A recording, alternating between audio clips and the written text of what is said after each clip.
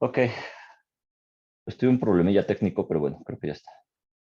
Esta clase va a ser un tanto corta, pero es en lo que otra vez agarramos ritmo, ¿no?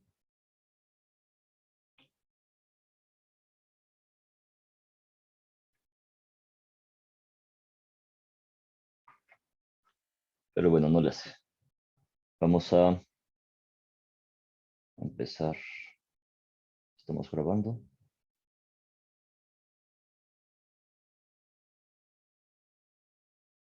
Listo.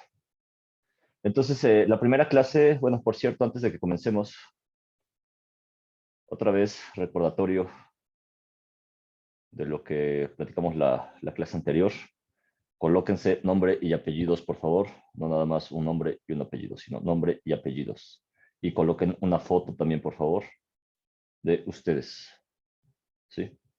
Entonces, eso es recordatorio de lo que habíamos comentado en la clase anterior. Listo. Entonces, ahora sí. El tema es comportamiento de afluencia, es el tema número 1 y lo vamos a ver aquí. Hoy vamos a terminar más rápido de lo normal, pero ya la siguiente clase pues ya vamos a empezar en tiempo y forma, ¿no? Porque hoy se me presentó un pequeñísimo problema técnico aquí con la computadora. Eh, Comportamiento de afluencia, pues prácticamente lo que vamos a ver es el sistema integral de producción y lo que tenemos que ver es qué es el sistema integral de producción. Entonces, a ver, ¿quién me dice qué es el sistema integral de producción? Valga el nombre, el comentario. ¿O para qué es, para qué sirven? ¿O qué entienden más bien? ¿Qué entienden por sistema integral de producción? Lo que entiendan.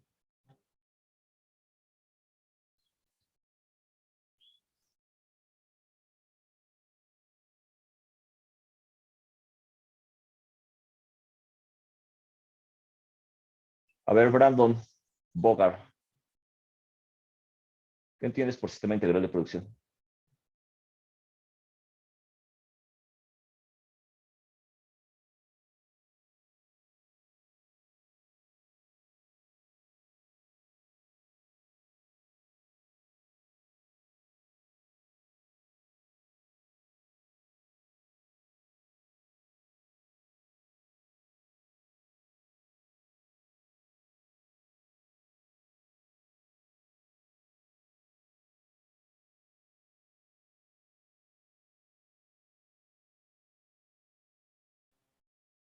A ver, otra vez, ahí creo que ya se escucha. Sí, ¿verdad?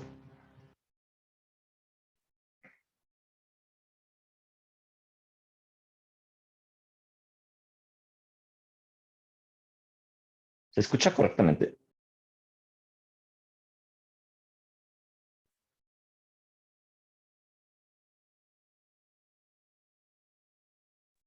Comentan mis compañeros que se escucha un poco cortado, profesor.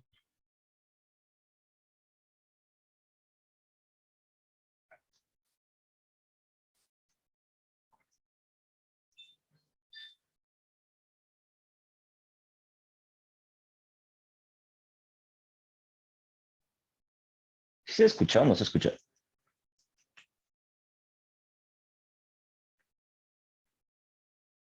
Se escucha muy cortado, profesor.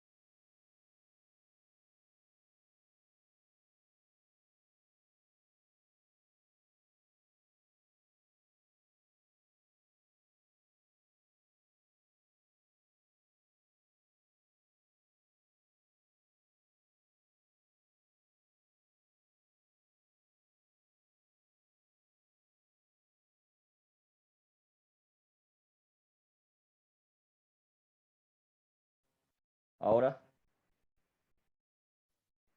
Parecer todo bien, profesor.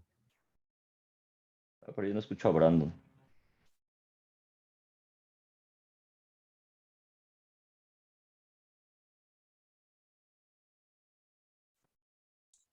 Aún se escucha cortado, profe.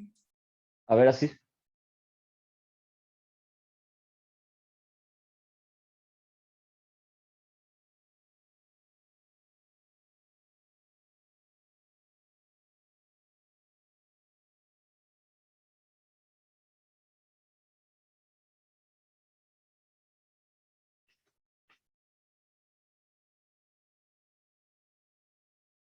A ver, yo espero que ya.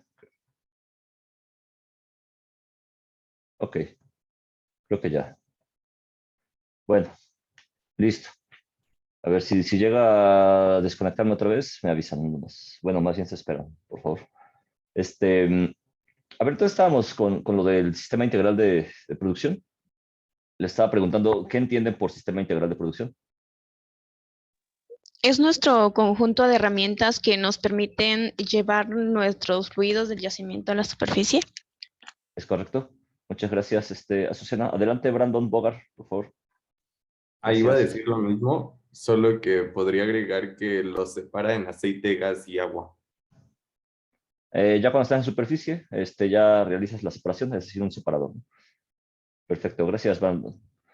Recuerden levantar la mano para que les pueda ceder la palabra y no choquemos ahí cuando empiecen a participar, por favor. Entonces, es correcto, ¿no? Prácticamente es eso, es lo que nos permite llevar los fluidos del fondo a la superficie. Entonces, pues, ¿de qué se compone el sistema integral de producción? Es decir, ¿ustedes cómo entenderían o cuáles serían los elementos que compondrían el sistema integral de producción?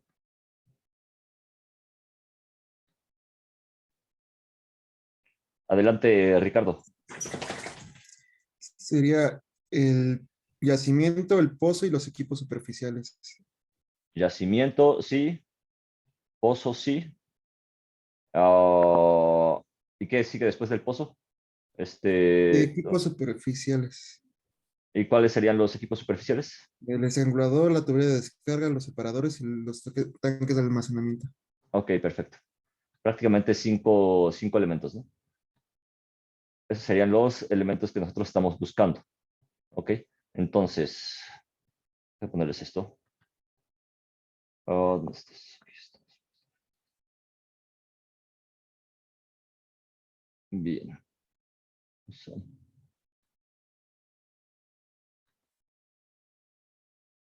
Oh, estoy buscando.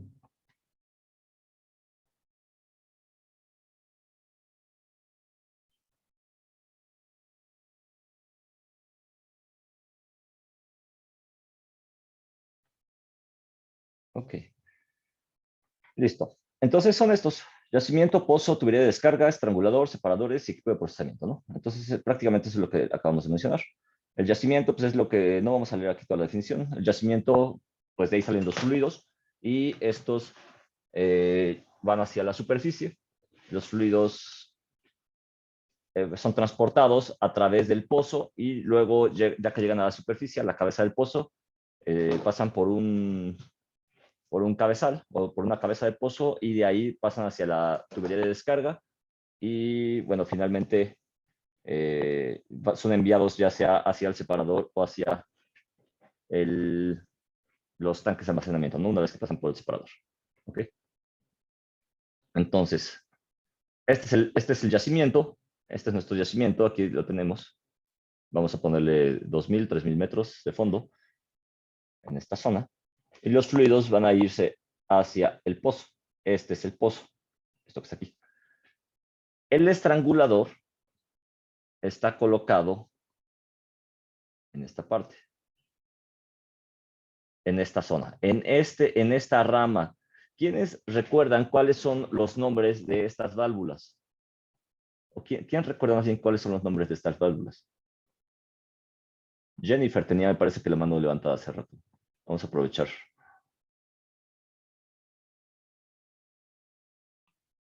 No, no me acuerdo, profe. Ok, entonces alguien, a ver, Brandon, Adelante. ¿Se refiere a que es el árbol de válvulas? Es correcto. Es el árbol de válvulas. ¿Cuál es el nombre de las válvulas?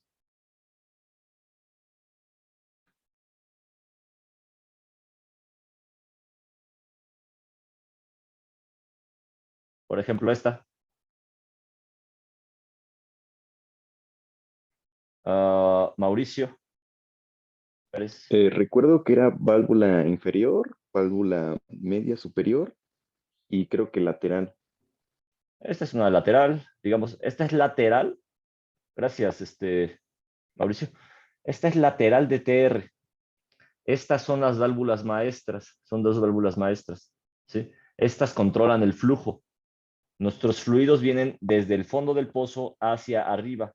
Entonces, con estas válvulas maestras, yo voy a controlar el flujo. Si yo cierro esta o yo cierro esta de arriba, que son las válvulas maestras, ya no va a haber flujo hacia esta rama. Y esta línea, esta es la línea de descarga. La línea de descarga, en apariencia, sonará como que es muy corta, pero no, la línea de descarga puede medir 2, 3, 4 kilómetros, ¿sí? Entonces, esta es la línea de descarga y esta es la línea lateral de producción. Esta que está acá arriba, esta que estoy con la manita aquí. Y luego, esta que está hasta arriba, aquí hay un manómetro, sin embargo, aquí también se le llama válvula de sondeo, ¿no? Acá muchas veces hay una válvula arriba, es decir, una brida arriba de esta, que se llama válvula de sondeo, ¿ok? Entonces, tenemos las válvulas laterales y tenemos las válvulas de sondeo y la válvula maestra, ¿ok?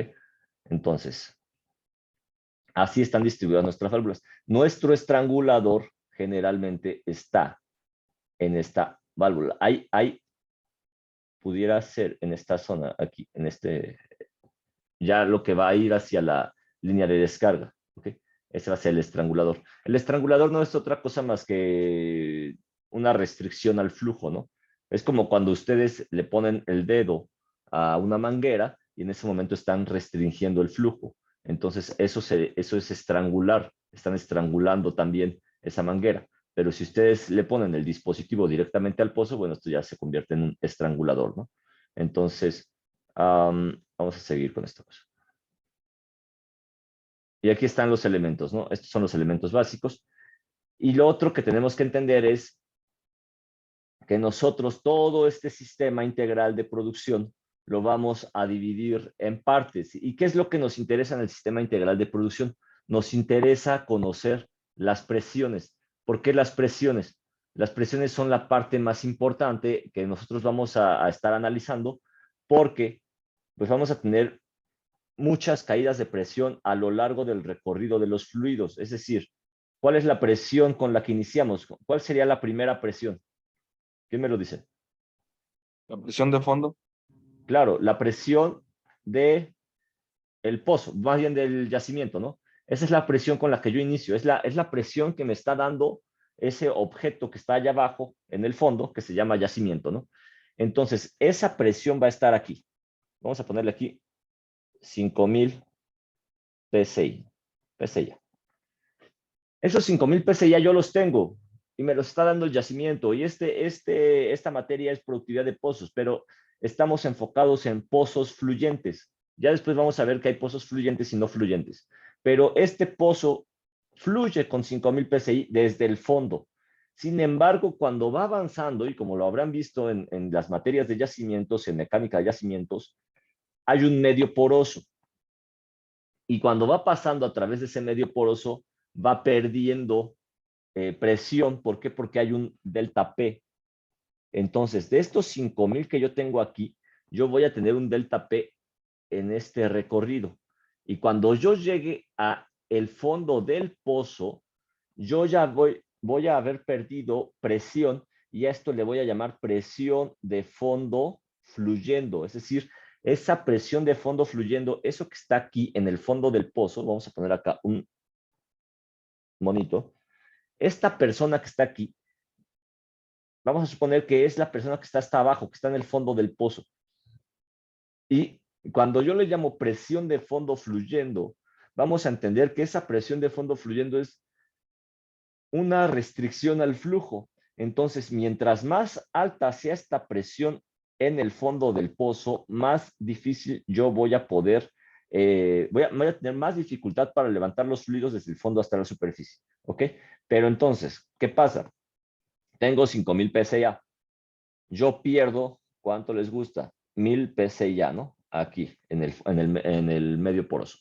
Y ya llego con una presión de fondo fluyendo de 4000 PSI. 4000. Y entonces, esto que estamos viendo aquí, esto que es yacimiento, el yacimiento, eso ustedes lo ven en la materia de mecánica de yacimientos, si no es que ya le cambiaron el nombre, o comportamiento de yacimientos, o no sé ya ahorita cómo se llame, pero eso se ve en las materias de yacimientos, cómo es el comportamiento de los fluidos en el medio poroso, y eso lo vamos a analizar también en esta materia. Ahora, llega un punto en el que yo paso del fondo del pozo hacia la superficie, es decir, yo voy a llegar a la cabeza del pozo, pero aquí hay algo importante. Tengo algo que se llama pozo. ¿En cuál materia se analiza el comportamiento de ese pozo? No es perforaciones, no me voy a hacer con eso, por favor. ¿En dónde analizamos esa parte? ¿Cuál es la materia que nos permite analizar qué está pasando en la tubería de producción?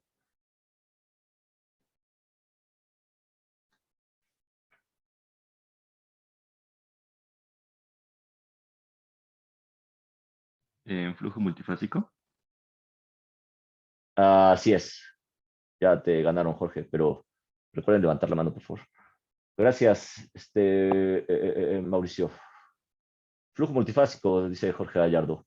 Es correcto. En flujo multifásico, es decir, esta materia de sexto semestre que también están llevando. En esa materia, ustedes van a ver las caídas de presión en la tubería de producción. Y también lo vamos a ver en esta materia, porque aquí lo vamos a machear, si se permite esta palabra, con el yacimiento, ¿ok? Entonces, vamos a ver las caídas de presión en la tubería de producción, ¿sí? Y cuando lleguemos a la superficie, entonces nosotros vamos a ver las caídas de presión en el estrangulador, el choke o estrangulador. Si yo a veces les digo choke, es estrangulador, me refiero a eso, o estrangulador, ya simplemente. Pero a veces uso ahí un poco de Spanglish por la costumbre de estar leyendo luego literatura que normalmente van a encontrar ya la literatura de ingeniería petrolera. La mayoría la van a encontrar en inglés, los artículos los van a encontrar en inglés, entonces pues, luego por ahí vamos a estar mezclando algunos términos en inglés y otros en español, ¿no? Pero el estrangulador está aquí. Y aquí en este estrangulador vamos a tener otra caída de presión más, ¿sí? Entonces tenemos presión corriente arriba, que es esta, presión corriente abajo, es decir, P1 y P2. La presión corriente abajo es posterior al estrangulador y de ahí hacia la línea de descarga, ¿sí? Y en la línea de descarga voy a tener otra caída de presión más, caída de presión en la LD, la línea de descarga, y de ahí hasta el separador. Es decir, ¿cuántas caídas de presión tenemos? Tenemos la caída de presión en el yacimiento, la caída de presión en la tubería de producción, la caída de presión en el estrangulador, tenemos la presión 1, que es la presión del yacimiento, y la presión final, que es la presión del separador. Tenemos estas caídas y esto es lo que nos interesa, es decir, lo que nosotros vamos a hacer es analizar cómo son las caídas de presión. Cuando ustedes ya lleguen a la materia de conducción y manejo de los fluidos, ustedes se van a dar cuenta que aquí en esta parte superficial hay más caídas de presión y es ahí en donde ustedes van a tener que también analizar esa parte. Para eso son todas estas materias de producción, ¿sí? Listo. Entonces, nosotros lo que tenemos que hacer y para lo que estamos estudiando esta materia de productividad de pozos es para poder optimizar estos 5000 PSI y cuando lleguemos a la superficie tengamos las caídas de presión menores y las más óptimas, es decir, siempre va a haber caída de presión, obviamente porque estamos llevando los fluidos desde los 3000, 4000 metros, hoy en día ya hasta 7000, 8000 metros, pero lo estamos llevando desde el fondo hasta la superficie y obviamente pues va a ir perdiendo presión. Aquí el punto importante es que pierda lo menos de presión. Hoy, actualmente, hace algunos años, la presión de los yacimientos era más o menos 5,000 o 6,000 PSI y se decía, a mí, no me tocó eso realmente, pero eso fue hace, no sé, 20 años, vamos a ponerlo. Se decía que los pozos eran HPHT, ¿no? De alta presión y alta temperatura. Y tenía el pozo 6,000 PSI ya. Y la temperatura, pues échenle unos 140, 130 grados centígrados, ¿no? Que es una brutalidad. Pero hoy en día tenemos pozos, por ejemplo, el campo Isachi, el campo tiene más o menos 15,000 PSI-A, ¿sí?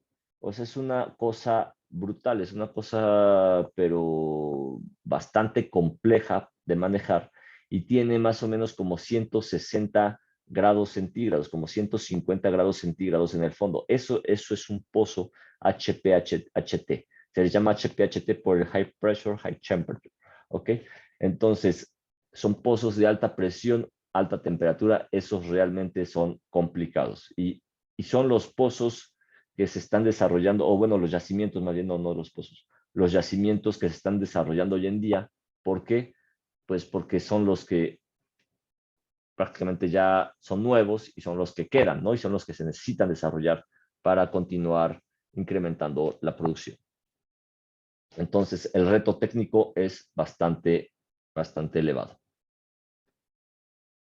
Ya se han manejado desde hace mucho, en realidad no es como que sea algo extraordinario o algo que no hayamos hecho aquí en México, pero pues ya no se trata de 1 o 2 campos, sino prácticamente ahora ya se trata de 10, 12 campos con características HP-HT, ¿no? Entonces, ese es como el grado de complejidad que ahora tenemos. Vamos a borrar un poco esto. Entonces, bueno, aquí está nuestro yacimiento. Esta es la caída de presión en el yacimiento.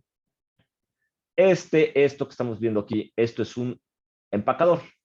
Estas gomitas son elastómeros. Vamos a darle zoom. Estos son elastómeros. Este empacador va por el interior de la tubería de revestimiento. Espero que lo puedan visualizar, si no, ya después veremos un video, ¿no? Pero va por el interior de la tubería de revestimiento.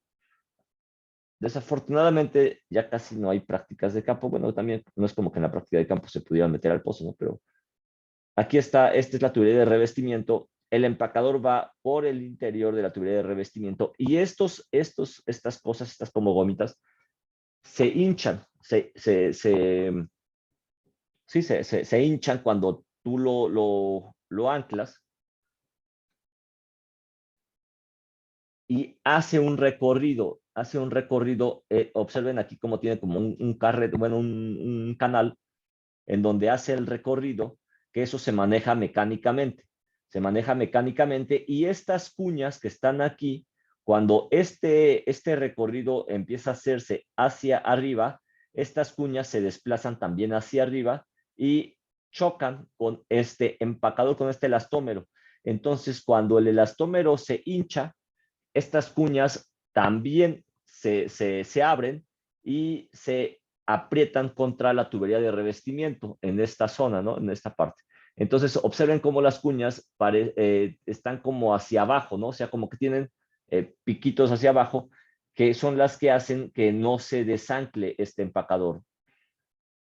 Y luego también se hincha de acá arriba y acá tenemos otras cuñas. Entonces, ¿qué es lo que hace esto? Aislar el espacio anular del interior de la tubería de producción. Para eso es el empacador. Entonces, eso lo que va a generar es que todos los fluidos se vayan por el interior de este empacador o también de la tubería de producción. La tubería de producción va unida a el empacador, ¿sí?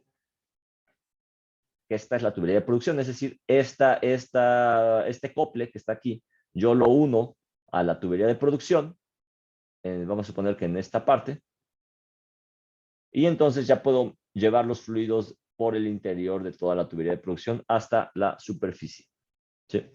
Y luego en la superficie, pues ya tengo la cabeza del pozo, que tengo mi válvula maestra, mis válvulas laterales, y aquí en esta válvula lateral voy a meter el estrangulador. ¿Y cómo es un estrangulador? Esto es un estrangulador.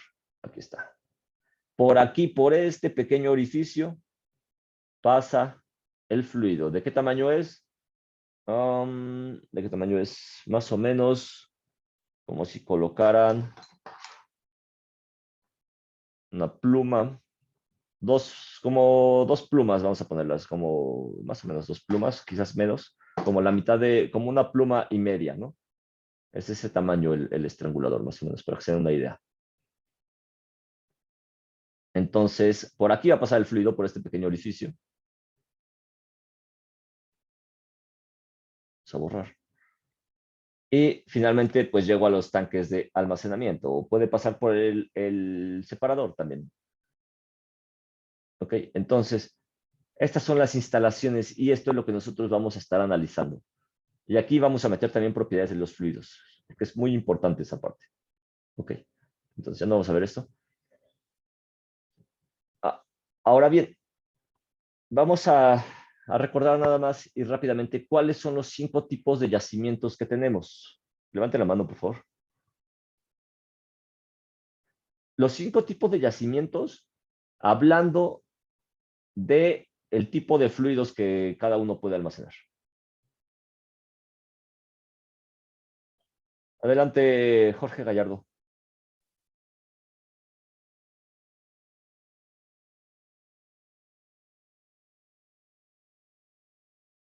No se te escucha, Jorge. No sé si soy yo. ¿Ya me escucha, profe? Ya, adelante. ¿Me escucha? Sí, sí, sí, sí. Ah, me parece que es aceite negro, aceite volátil, gas y condensado, gas húmedo y gas seco. Es correcto. Gracias, Jorge. Sí. Esos son los 5 tipos de fluidos, los 5 tipos de yacimientos, perdón, que están caracterizados con base en sus fluidos, ¿no? Entonces, cada uno va a tener diferentes características. Cada uno va a tener ciertas características. Aquí están los 5 tipos. Y el gas seco no tiene líquidos en su interior, es decir, está el yacimiento y no vamos a encontrar líquidos en ningún momento. A lo mejor podemos encontrar o podríamos encontrar producción de agua, porque eso se llega a presentar. Una cosa es que hablemos de gas seco y que no tengamos condensados, y otra cosa es que hablemos de gas seco y que digamos que no tenemos agua, porque agua sí puede haber agua congénita. ¿Ok?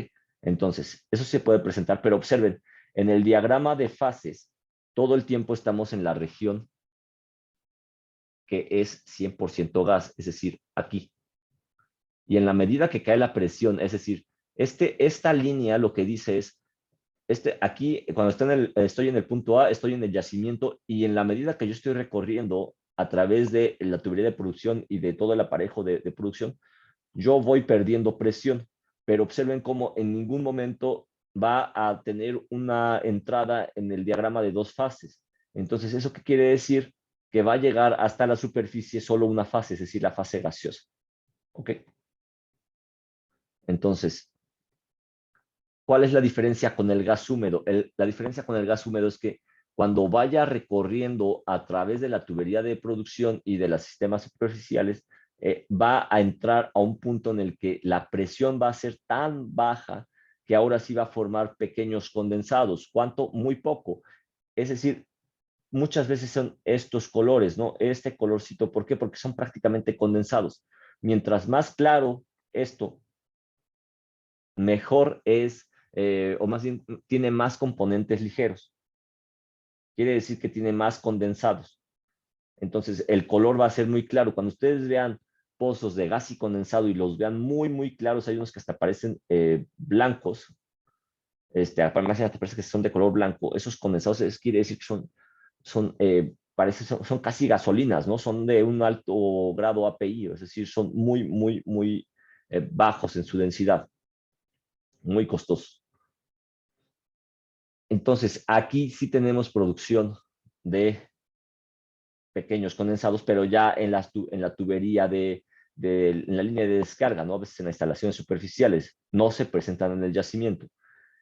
En comparación con un gas y condensado, el gas y condensado sí se llegan a presentar los condensados en el yacimiento y hay una zona que se llama zona de condensación retrógrada. Recordemos que tenemos un punto crítico, aquí que es este puntito rojo, esto que está acá. Y nosotros de este lado, del lado izquierdo, pues la curva de punto de burbuja y del otro lado es la curva de punto de rocío, ¿no?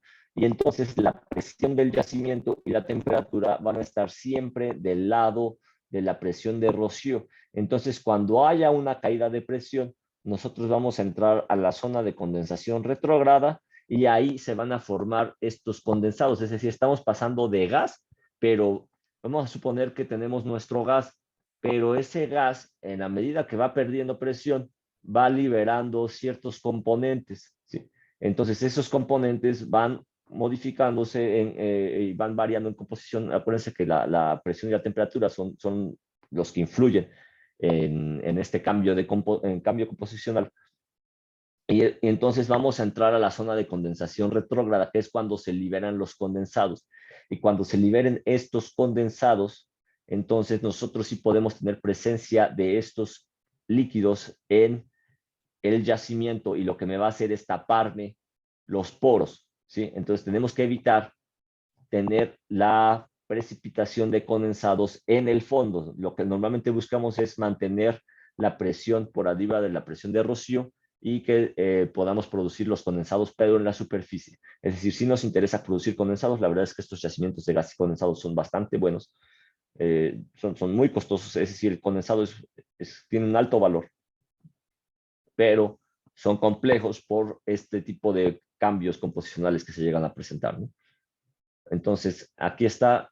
Y ahora lo que sigue es el aceite volátil. Los condensados los vamos a encontrar por aquí, en esta zona, y los de aceite volátil los vamos a encontrar en esta gama de colores que estamos viendo en la presentación.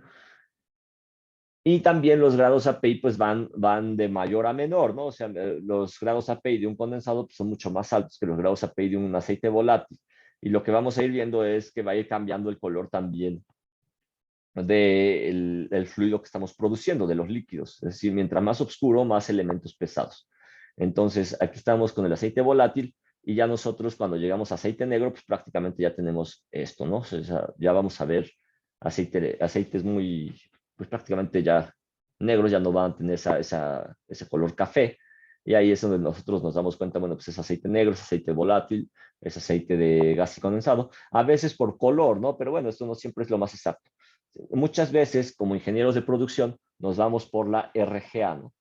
A veces tomamos la RGA y de ahí nos basamos en cuál es el tipo de aceite. O también nos vamos hacia la densidad. Sin embargo, hay ocasiones en las que es difícil clasificar un aceite volátil, perdón, o un gas condensado. De repente estamos como que a ver cuánto tiene de RGA y hay unos que están como que en el límite, ¿no?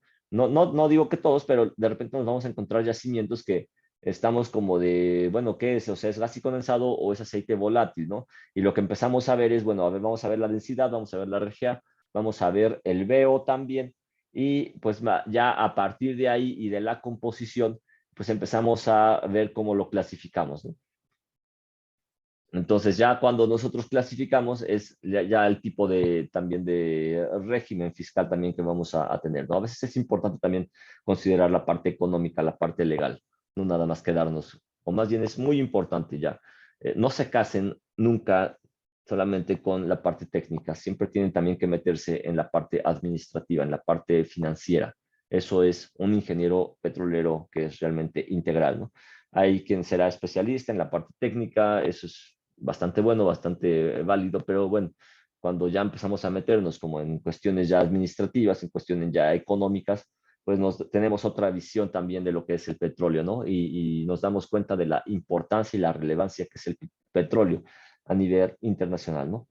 Muchos también como petroleros, bueno, muchos se casan nada más con la parte técnica y dicen, ¿sabes qué? Yo solo me dedico a esto, a la perforación, a la producción y no me interesa lo demás y bueno, como que ya pierden esa cierta visión de lo que es el petróleo a nivel nacional o internacional. en la parte de economía o económica. ¿Ok? Entonces, vamos a ver, hay algunas propiedades de los fluidos, la densidad relativa, recordemos, esto es pues, simplemente hablar de densidad de factores de compresibilidad, la compresibilidad de los fluidos, que son factores que influyen, los factores de volumen, las relaciones de solubilidad y la viscosidad. Entonces, vamos a recordar nada más estas gráficas, una gráfica de densidad. ¿Cómo se lee la gráfica? Tú la puedes leer de izquierda a derecha, derecha a izquierda.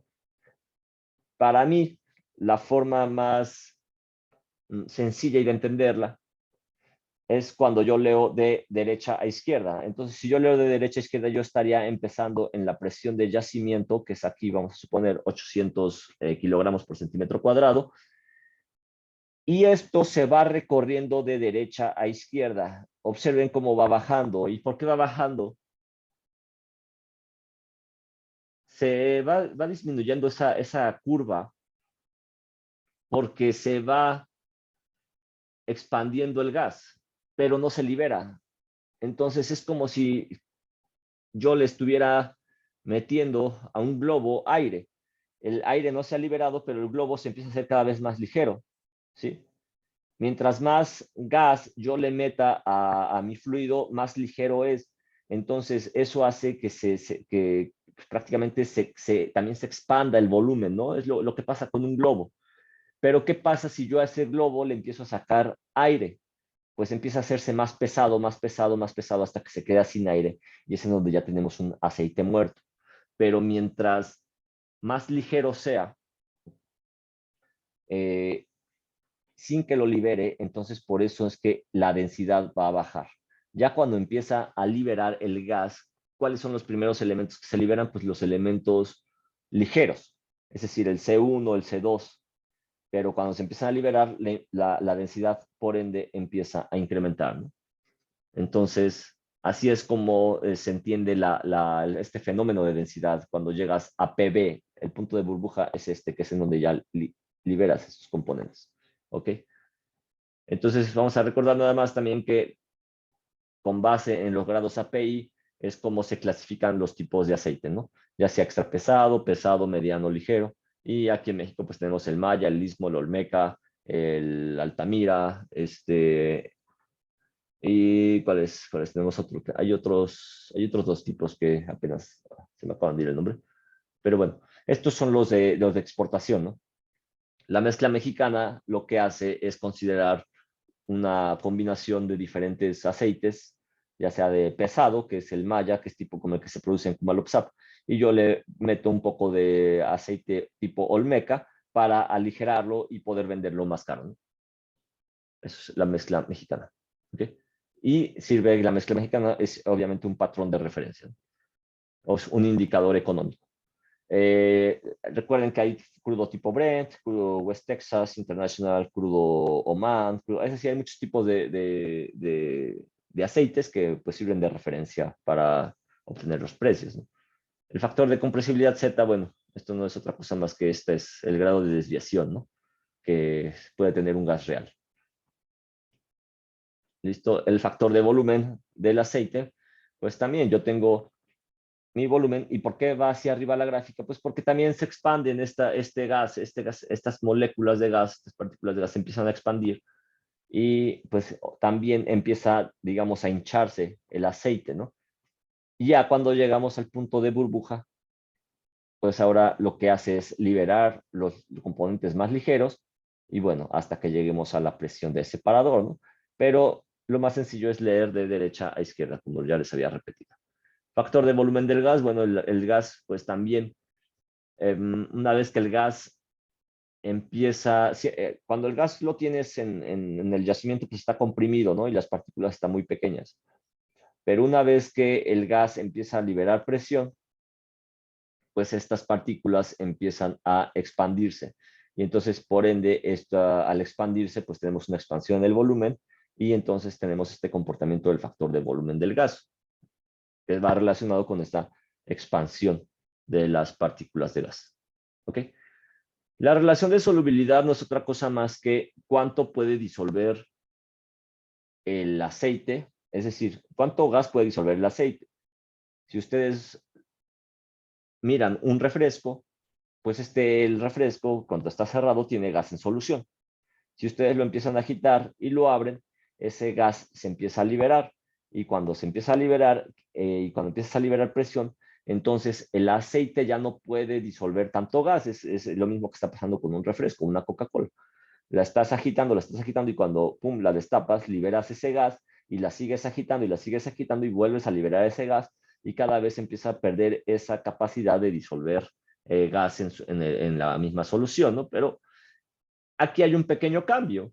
Cuando tú ya llegas al punto de burbuja, entonces ese gas liberado también es gas producido, porque lo estás produciendo en la superficie.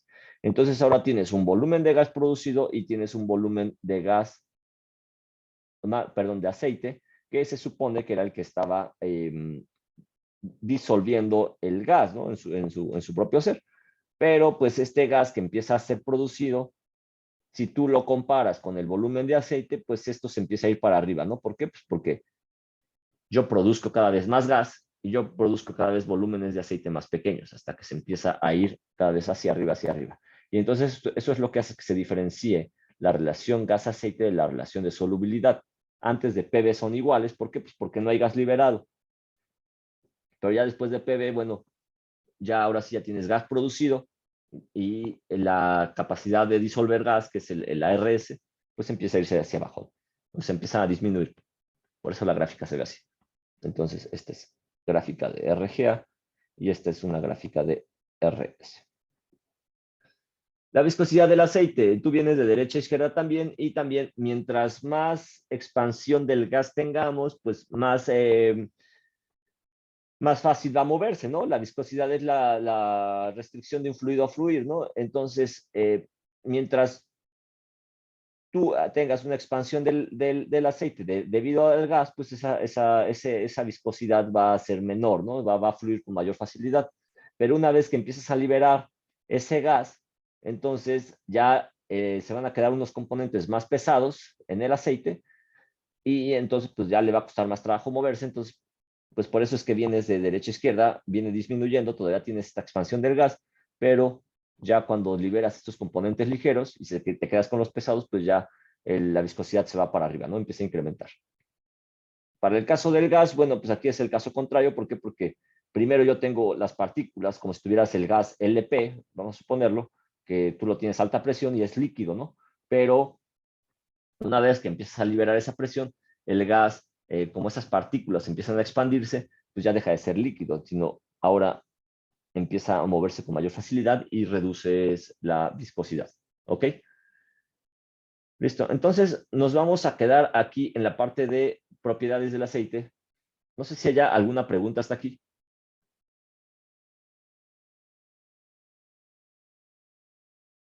Parece que no. Ok, entonces, Luis Daniel, ¿tienes la mano levantada? Sí, profe. No sé si Hola. sepa la gráfica de RGA contratiempo en aceite negro.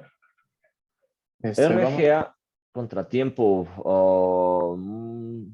¿Cómo es la gráfica? La verdad es que no. o sea, empieza como constante, luego hay una mini curvita hacia abajo, y empieza a crecer y cae.